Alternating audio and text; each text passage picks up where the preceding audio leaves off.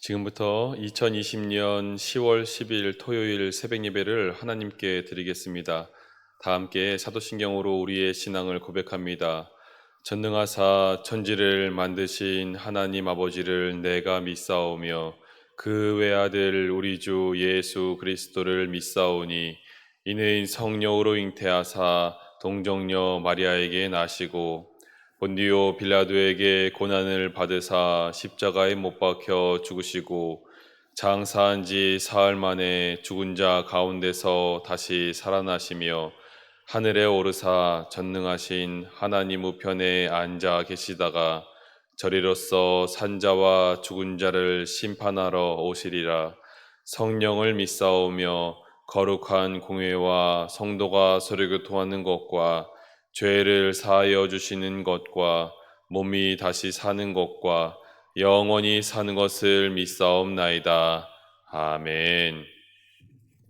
다 함께 찬송 28장 함께 찬양하시겠습니다. 찬송 28장 복의 근원 강림하사 함께 찬양하시겠습니다.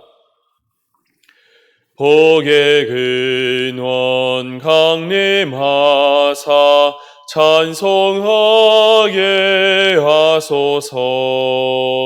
한량없이 자비하심 증량할 길 없도다.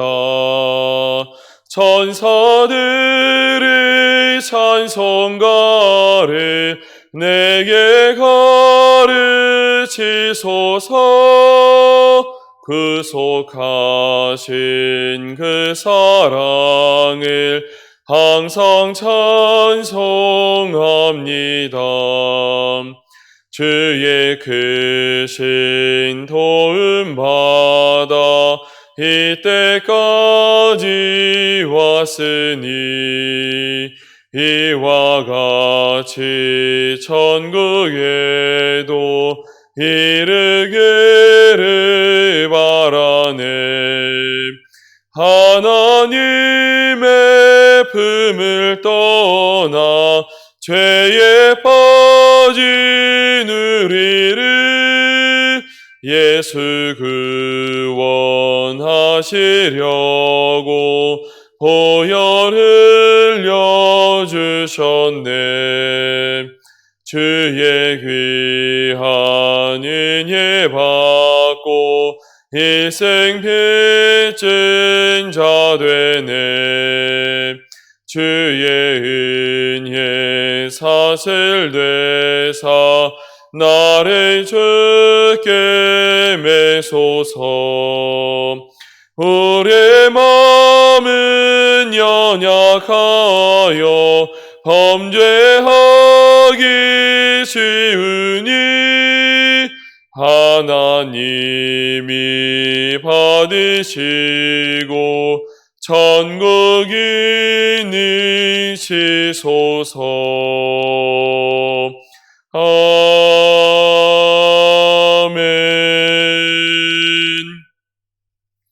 오늘 우리에게 주시는 하나님의 말씀은 구약성경 예레미야 45장 1절에서 5절까지의 말씀입니다.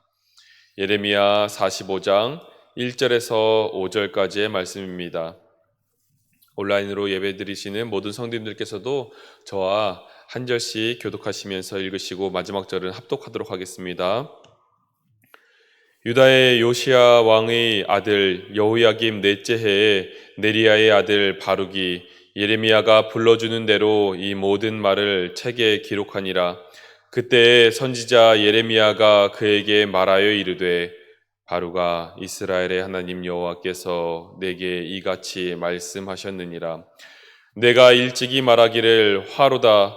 여호와께서 나의 고통에 슬픔을 더하셨으니 나는 나의 탄식으로 피곤하여 평안을 찾지 못하도다. 너는 그에게 이르라. 여호와께서 이와 같이 말씀하시기를 보라, 나는 내가 세운 것을 헐기도 하며 내가 심은 것을 뽑기도 하나니 온 땅에 그리하겠거늘. 함께 읽겠습니다. 내가 너를 위하여 큰 일을 찾느냐? 그것을 찾지 말라. 보라, 내가 모든 육체에 재난을 내리리라. 그러나 내가 가는 모든 곳에서는 내가 너에게 내 생명을 노량물 주듯 하리라. 여호와의 말씀이니라. 아멘. 오늘 말씀을 계속해서 예레미야서를 함께 읽어가시는 우리 성도님들께서는 갑자기 우리가 계속해서 여호야김 넷째 해가 아닌 다른 이미 바벨론에 의해서 예루살렘이 멸망당하는 때까지 우리가 계속해서 보아온 상황에서 이것이 시대를 거슬러 올라간 것 같이 느껴질 것입니다. 이미 담임 목사님께서 말씀해 주셨던 예레미야의 개강과 같이 예레미야는 시간의 순서대로 기록된 책이 아닙니다. 그러다 보니까 이 안에 있는 주요한 맥락 가운데 어떠한 내용을 그 앞뒤로 배치하면서 그 의미를 새롭게 재구성하고 있음을 우리는 보게 되는 것입니다. 특별히 오늘 45장 말씀은 예레미야서 36장에 기록된 여호야김 넷째 해를 앞뒤로 예레미야 36장과 45장에 배치함으로 인해서 36장부터 이루어지는 예레미야 선지자의 순환사를 함께 하나로 묶어가고 있는 역할을 하고 있음을 우리는 볼 수 있습니다. 근데 특별히 오늘 말씀은 바룩이라는 사람에 대하여서 하나님께서 그에게 특별히 말씀을 주고 계심을 우리는 또한 보게 됩니다. 예레미야서를 말씀드리고 있는데 예레미야를 통해서 전해지는 하나님의 그러한 음성들, 하나님의 심판의 선포들이 주를 이루어야 되고 때로는 예레미야를 위로하시는 하나님의 음성이 들려져야 하는데 오히려 그 안에 바룩이라는 계속해서 우리는 이름은 들었지만 조금 생소한 인물에 대해서 하나님께서 언급하고 계심을 우리는 바라보면서 이 또한 우리를 바라보고 계신, 우리를 위로하고 계신 하나님의 음성이 있음을 이 시간 깨달아 들으시면서 우리에게 주시는 귀한 하나님의 음성으로 함께 믿으시며 들으실 수 있기를 바랍니다. 이 말씀의 배경이 아까 말씀드렸다시피 예레미야서 36장이라고 말씀드렸습니다. 예레미야 36장에는 여호야김 넷째 해에 그가 하나님의 말씀을 화로에 넣어서 불태우는 사건이 벌어졌던 것을 우리는 깨달아 알 수 있습니다. 하나님께서 그를 돌이키기 위하여서 이미 예루살렘의 모든 이 상황들이 하나님의 손에 달려왔을 때 그들의 죄악된 생활이 이미 심판으로 나아가고 있음을 주께서 보시면서 여호야김 왕에게 그리고 온 유대 땅에 하나님의 심판을 선포하기에 이릅니다. 그리고 그것을 예레미야의 입을 통해서 또한 그것을 대필할 수 있는 바룩이라는 서기관을 통하여서 그들에게 전해지게 되는 것이죠. 그랬다면은 그것을 받아든 그 사람들, 유대의 그 왕과 고관들과 모든 지도자들은 그것을 들고 하나님 앞에 옷을 찢으며 회개하는 것이 마땅해 보입니다. 그런데 그와 같은 반응을 기대할 수 없다는 것이 오늘 우리가 보고 있는 이 말씀의 배경입니다. 바룩은 어떠한 생각을 가지고 그들에게 나아갔을까요? 그에게는 지금 하나님의 엄중한 말씀이 들려 있습니다. 이 말씀이 그들에게 들렸을 때 저들이 반드시 그 안에서 회개하고 무릎 꿇고 하나님의 높으심을 찬양하며 하나님의 심판을 유보할 수 있는 그들의 회개가 이루어져야 될 것이다 라고 그는 분명히 마음속에 떠올렸을 것입니다. 그래서 그는 더욱더 그 말씀을 굳게 붙들고 그들 앞에 나아갔을지도 모르겠습니다. 그런데 그의 기대와는 전혀 다른 일이 벌어지고 말았던 것이죠. 이 유대의 역사를 기록했던 요세푸스라는 유대 역사학자는 이렇게 이 이야기를 구성하고 있습니다. 당시에 예레미야와 바룩이 하나님의 그 말씀이라고 하여서 계속 유대 땅에 재앙을 선포하는 말씀을 하니까 유대를 다스리던 지도자들이 그들을 고발했던 것입니다. 그래서 그들이 끌려가서 왕궁에 있는 감옥들에 거하게 되죠. 그들이 붙잡혀 있는 노릇이고 곧 죽을 운명에 처해 있었다라고 이야기를 합니다. 하지만 백성의 장로들이 그들을 어떻게든 구출해내기 위하여서 계속해서 상소를 올리게 되었고 그들은 결국 그 안에서 구출되게 되었죠. 그러나 그때 하나님께서 예레미야에게 말씀을 주셨던 것입니다. 반드시 예루살렘이 멸망할 것이라는 그 말씀의 선포를 그의 입술에 주셨고 그것을 바룩이라는 예레미야의 서기관이 그것을 대필하여서 그래서 그들에게 가서 그 말씀을 대신 읽어주게 되었던 것이 오늘 본문의 문맥 가운데 있는 것입니다. 그런데 그 말씀을 읽어주러 내려갔을 때 여호야김은 그것을 받아들고 그것을 자신 앞에 읽게 하였을 때 그것을 결코 듣고자 하지 않았습니다. 바룩의 온갖 기대가 처참히 무너지듯 그는 그 두루마리를 오히려 화로에 던져버리게 되는 것이죠. 화로에서 활활 타오르는 그 말씀을 바라볼 때 그 말씀의 그 의미, 하나님께 주신 그 말씀이 이제 그들에게 아무런 상관이 없는 것처럼 여겨지는 그 모습을 바라볼 때 이 예레미야와 바룩은 그들이 어떻게 하나님의 그 종으로 서 있는 그 위치조차 참으로 무능하게끔 여겨졌던 것이 오늘 말씀을 보면은 바룩의 탄식 가운데 드러나고 있습니다. 오늘 3절 말씀을 제가 잠시 다시 봉독해 드리겠습니다. 내가 일찍이 말하기를 화로다 여호와께서 나의 고통에 슬픔을 더하셨으니 나는 나의 탄식으로 피곤하여 평안을 찾지 못하도다. 아멘. 바룩이 그 입술에 지금 탄식을 떠올리게 됩니다. 하나님, 저희가 주님의 종으로 서서 주의 말씀을 그들에게 전했을 때 마치 니느웨의 성에 하나님의 그 심판이 선포되었을 때 그 이방 땅에는 철저히 회개함이 이루어져서 하나님의 심판이 그 목전 앞에서도 거두어짐을 당하였는데 우리의 이 선포는 결코 그들의 마음을 심금을 울릴 수도 없이 그들은 하나님의 말씀을 오히려 가볍게 여기면서 그 엄중한 말씀을 화로에 넣어 태워버리는 이 불경스러운 모습까지 보게 됩니다. 어떻게 우리가 하나님의 말씀을 들고 설 수 있겠습니까? 어떻게 이 유대 땅 가운데 우리의 이 선지자로서의 역할을 감당할 수 있겠습니까? 라는 처참히 무너진 비통한 그들의 음성을 하나님 앞에서 쏟아내고 있는 바룩의 모습을 보게 되는 것이죠. 그러한 바룩의 모습을 바라볼 때 우리 또한도 이 시대 가운데 살아가는 그리스도의 모습을 잠시 떠올려 보게 됩니다. 우리조차도 하나님 앞에서 하나님, 이 시대 가운데 교회들이 무너져가며 하나님을 믿는 백성들, 아니 하나님의 피조물들이 철저히 무너져가는 이때에 우리가 그리스도인들로서 어떠한 역할을 하나님의 말씀을 그들 가운데 선포하며 감당해야 되는지 도무지 그 역할에 그 모습을 찾아갈 수가 없습니다라는 그런 탄식들이 우리 안에 머물게 됨을 우리는 보게 되는 것이죠. 세상은 끊임없이 우리를 대적하고 하나님을 업신여기며 하나님의 그 모임과 공동체를 해하려고 하는 모습들을 여러분은 지금의 삶 가운데서 잘 볼 수 있습니다. 우리의 그 상황이 결코 그들에게 영향을 주지 못하는 것처럼 그들은 우리의 그 기도가 하나님께 올려드리는 그 모든 간절한 그 소원들이 그들과 전혀 상관이 없다는 것처럼 우리를 업신여기고 있는 것을 우리는 보게 되는 것이죠. 바룩은 그 안에 좌절하고 낙심하였지만 그러나 우리는 바룩의 모습을 통하여서 오히려 하나님 앞에 더욱더 나아가야 됨을 깨닫게 됩니다. 여러분, 이 바룩이라는 이름에 담겨있는 뜻이 바룩 스스로의 정체성이라고 볼 수 있습니다. 그 바룩의 의미는 사실 구약에서 주로 하나님의 축복이라고 일컬어질 수 있는 히브리어 바라크라는 이름에서 유래하고 있습니다.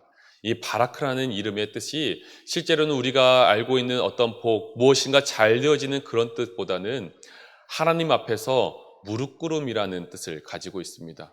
다시 말해서 하나님 앞에 그를 겸손히 엎드림으로 말미암아 그가 그것이 하나님께 순종하여 나아갈 때 하나님으로부터 얻을 수 있는 복이 바로 바라크라는 이름에 담겨져 있는 뜻이라는 것입니다. 이스라엘을 다스리던 왕 여호야김 왕은 오히려 하나님 앞에 그의 목을 곧게 세우고 그는 경거망동하면서 하나님의 말씀을 결코 들으려 하지 않습니다.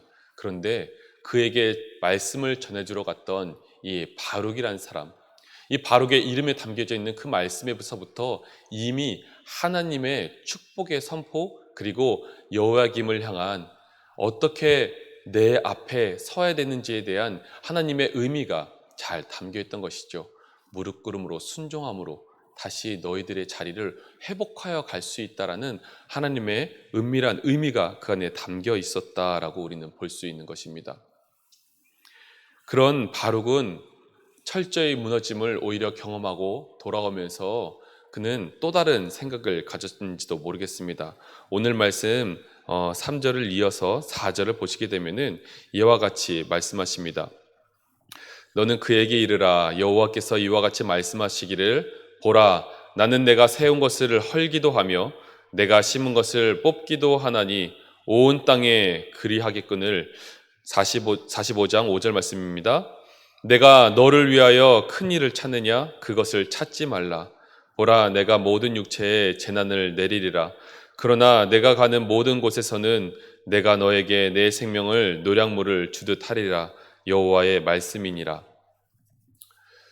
그의 이름 뜻에 담겨 있는 것도, 그리고 그의 손에 들려 있는 것도 아무런 영향력 없이 그 여호야김 손에 들려져서 화로에 불타올랐을 때 이 바룩은 자신이 가지고 있는 하나님의 종으로서 하나님을 대신하여서 이 땅 사람들에게 하나님 말씀을 대언하는 사람으로서의 그 역할 가운데에서 아마 어떠한 큰 의미를 찾지 못했는지도 모릅니다. 그리고 좌절과 무능함과 낙심을 경험했는지도 모릅니다. 그래서 사실 오늘 45장 5절에 보시면은 그는 내가 바룩이 그 자신을 위하여서 큰 일을 찾고 있다라고 하나님께서 꾸지람을 하시는 것을 우리는 보게 됩니다. 사실 이것은 학자들 간의 의견이 분분한 난제의 모습인데요. 이 구절을 두 가지로 볼 수 있다라고 이야기를 합니다. 사실 이 두 가지를 모두 언급해 볼 때 우리는 오히려 바룩의 이름과 같이 하나님 앞에 어떻게 무릎 꿇음으로 나아가며 우리가 이러한 시기에 어떻게 그리스도의 모습을 찾아야 되는지를 알 수 있기에 두 가지의 의미를 여러분과 나누어 보려고 합니다. 바룩이 찾았던 큰 일을 첫 번째는 하나님의 뜻을 저버린 이스라엘을 향한 계속적인 구원을 요청하는 바룩의 모습이다라고 이야기를 하고 있습니다. 그 의미는 이스라엘의 그 죄악상이 너무나 이미 모든 것이 기울어져 있는 상태에서 하나님의 심판이 이미 소돔과 고모라와 같이 하나님의 손에서 심판의 재앙의 그러한 대상으로서 이미 달려져 경험을 얻었는데 이제 그들을 앞에 둔 것은 심판뿐이 없는데 그들을 향하여서 여전히 그들을 구속하여 달라고 바룩이 기도했다라는 것입니다. 하나님의 뜻을 거스르는 기도를 계속했다라는 것이죠. 하나님의 뜻이 아니라 하나님 이들을 구속하여 주십시오. 이들을 구원하여 주십시오라고 계속해서 간구했다라는 것이죠.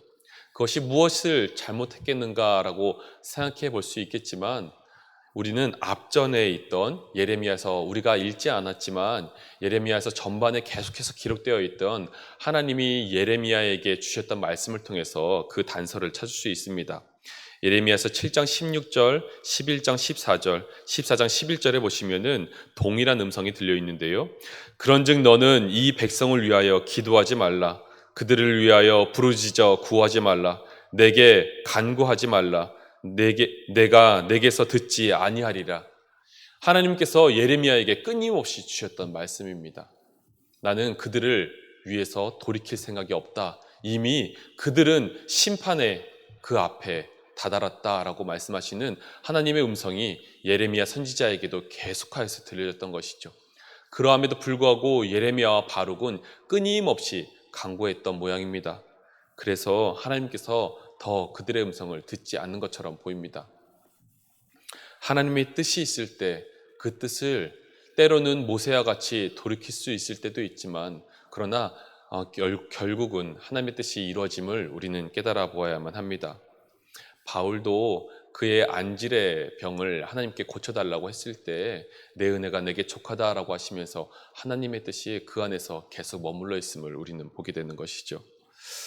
또한 두 번째 의미는 자신을 위해서 다른 길을 모색했던 바룩의 모습이 있었을지도 모른다라고 이야기를 하는 것입니다. 바룩은 자신이 하나님의 말씀을 들고 그들에게 온전한 영향력을 주어서 그들을 깨우치고 회개케 하는 사람으로서 서야 된다라는 자신의 어떤 소명과 같은 입장으로 그들 앞에 섰을지 모릅니다. 그런데 그의 소명과 그의 어떤 그런 막중한 책임감과는 달리 그들은 바르게 그 입에서 들려오는 말씀, 그리고 그의 손에 들려오는 그 두루마리를 업신여기며 오히려 불태워버리는 그러한 모습을 보게 되었던 것이죠. 바룩은 좌절하고 낙심했습니다.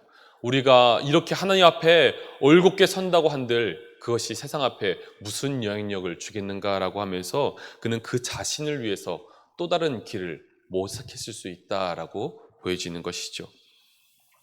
그러나 하나님께서는 그런 바룩을 향하여서 그의 좌절되고 낙심되는 그런 바룩을 향하여서 오히려 위로의 음성을 들려주신 것입니다.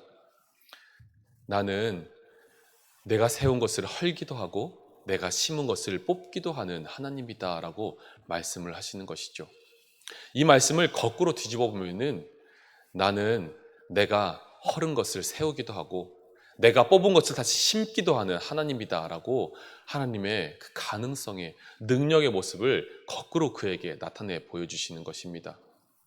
바룩은 그의 상심한 그의 탄식들이 그 홀로 남겨진 것 같이 하나님 도대체 어떻게 제가 살아갈 수 있습니까? 라는 그의 탄식과 비통함이 하나님 앞에 마치 전달되지 않는 것처럼 들려지지 않는 것처럼 여겨졌지만 하나님께서는 오히려 그의 비통한 음성을 듣고 계셨다라고 오늘 본문에서는 말씀하고 계십니다. 그러면서 다시 한번 3절 말씀을 읽어보시면은 내가 일찍이 말하기를 화로다 라고 말씀하는 것을 볼 수 있죠. 하나님께서 내가 일찍이 말하는 것, 내가 일찍이 그렇게 비통해하는 것 내가 다 듣고 있었다라고 말씀해 주신 것입니다. 그러면서 그 바룩에게 더욱더 힘을 북돋아 이르시기를 그래도 너의 그 자리를 잃지 말고 또 다른 큰 일을 찾는 것이 아니라 내 뜻 가운데서 나만 바라볼 수 있어야 된다. 너의 이름자에 달려있는 것처럼 내 앞에만 온전히 무릎 꿇고 나와야 한다 라고 주님께서 말씀하시는 겁니다. 그러할 때에 너의 생명이 내 앞에서 노량물을 얻듯이 얻을 수 있게 될 것이다 라고 말씀해 주시는 것이죠. 바룩의 이 모습을 바라볼 때 그가 큰 일을 찾는 이 모습을 다시 한번 우리에게 반추하여 볼 때 우리는 의도적으로 우리 예수 그리스도를 생각해 볼 수 있습니다. 우리의 예수 그리스도께서는 하나님의 뜻이 이루어지기만을 간구하셨던 분이십니다. 그의 온 인생을 던지셔서 하나님 앞에 무릎 꿇고 하나님의 그 모든 뜻이 이루어지기를 이 땅 가운데서 살아가셨던 분임을 우리는 깨달아 볼 수 있습니다. 바룩이 당했던 고통 그 이상을 당하시면서 바룩이 당했던 그 모욕 그 이상을 당하시면서 예수님께서는 우리를 위하여서 그리고 하나님의 뜻을 위해서 이 땅을 살아가셨던 분임을 우리는 반드시 기억해야만 합니다. 그리고 그 막중한 책무가 이제 우리 그리스도인들에게 주어졌습니다. 사랑하는 여러분, 세상이 우리를 끊임없이 모욕하며 세상이 끊임없이 우리를 하나님의 말씀을 업신여기도록 우리를 이끌어갈지도 모릅니다. 그러나 우리 손에 들려있는 그 가벼운 두루마리는 하나님의 무거운 말씀이고 하나님께서 반드시 이루실 수 있는 능력의 말씀임을 우리는 믿음으로 바라볼 수 있어야만 합니다. 그렇게 우리가 온전히 주님 앞에 그 권능 앞에 그 능력 앞에 그 주권 앞에 우리의 무릎을 꿇고 나아갈 때에 우리의 생명은 이 시대 가운데서 온전히 노량물을 얻듯 얻게 될 것이며 그리고 또한 주님의 말씀과 같이 영원한 생명 가운데 우리도 또한 들어가게 될 것임을 깨달아 믿으실 수 있기를 바랍니다. 세상이 우리의 믿음을 흔들려고 할 때 바룩과 같이 우리의 믿음이 흔들려 하는 것이 아니라 우리에게 여전히 그 비통한 음성을 들으시고 위로함을 건네주시는 하나님의 놀라운 음성을 들으시면서 오늘도 하나님의 위로하심으로 온전히 믿음으로 나아가시는 모든 성도님들 되시기를 주님의 이름으로 축원드립니다. 아멘. 함께 기도하시겠습니다. 우리의 인생을 굽어 살피시는 하나님 아버지, 우리의 신음소리조차 들으시는 주님을 찬양합니다. 주의 뜻이 무엇인지 분간할 수 없는 어두운 이 세대 속에 답답함에 견딜 수 없고 우리가 붙들었던 주를 향한 믿음은 온통 사라져만 가는 것 같습니다. 여전히 붙드는 믿음은 이마저 놓아버린다면 우리가 살아온 지난날을 부인하는 것만 같아 간신히 붙들고 있지는 않은지요. 탄식이 터져나오고 신음과 비탄의 음성이 우리의 삶을 에워쌉니다. 주님이 듣고 계신지, 주님은 우리의 상황을 아시는지 모르시는지 우리는 주님을 의심하기까지 합니다. 그러나 주님, 바룩 복된 자의 신음소리를 들으시고 그를 위로하시며 하나님의 뜻이 이 땅 가운데 반드시 이루어질 것을 선포해 주시니 참으로 감사드립니다. 흔들려가는 우리의 신앙을 위로하시고 붙들어 주시니 참 감사드립니다. 오직 주님의 말씀을 붙들고 우리 자신을 위해 하나님의 일을 등지지 않고 주님의 일을 끊임없이 감당함으로 그 안에 하나님의 나라를 이루어가게 하여 주시옵소서. 그 안에 우리의 생명이 있음을 기억하게 하여 주시옵소서. 주님, 이 모든 일이 주의 온전하신 뜻 가운데 이루어질 것입니다. 이 모든 말씀을 예수 그리스도의 이름으로 기도하오며 다 함께 주기도로 예배를 마치겠습니다. 하늘에 계신 우리 아버지여, 이름이 거룩히 여김을 받으시오며 나라가 임하시오며 뜻이 하늘에서 이루어진 것 같이 땅에서도 이루어지이다. 오늘 우리에게 일용할 양식을 주시옵고 우리가 우리에게 죄 지은 자를 사하여 준 것 같이 우리 죄를 사하여 주시옵고 우리를 시험에 들게 하지 마시옵고 다만 악에서 구하시옵소서. 나라와 권세와 영광이 아버지께 영원히 있사옵나이다. 아멘. 오늘은 토요일입니다. 나라와 우리 민족을 위해서 함께 기도하시는 시간 되시기를 바랍니다. 아울러서 내일은 주일인데 주일을 준비하는 모든 손길들을 위해 내일은 특별히 대면 예배가 시작되는 날입니다. 모든 성도님들 그리고 우리 교회 모든 대면 예배가 아름답게 하나님께 온전히 올려드릴 수 있도록 그 준비하는 손길들 위해 함께 해달라고 하나님께 함께 기도하는 시간 되시길 바랍니다. 우리 주여 한번 부르짖고 기도하겠습니다. 주여, 하나님 아버지 감사합니다. 하나님의 은혜를 오늘도 바라보며 아버지 앞에 나아갑니다. 하나님 아버지, 우리가 주님 앞에 복된 자로 설 수 있는 것은 온전히 주님의 주권을 의지하고 주 앞에 무릎 꿇음으로 나아갈 때 가능함을 고백하게 됩니다.